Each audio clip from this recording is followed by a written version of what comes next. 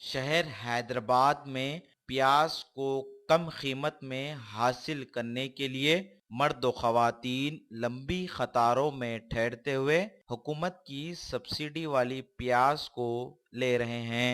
तेलंगाना हुकूमत ने प्याज की कीमत में इजाफा देखकर सब्सिडी वाली प्याज रैतू बाजारों में दे रही है।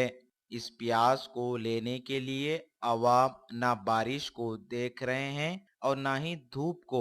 सिर्फ हुकूमत की सब्सिडी वाली प्याज 20 रुपए फी किलो हासिल करते दिखाई दे रहे हैं। पुराने शहर के इलाके फलकनुमा रैतू बाजार में सब्सिडी वाली प्याज 2 किलो दी जा रही है।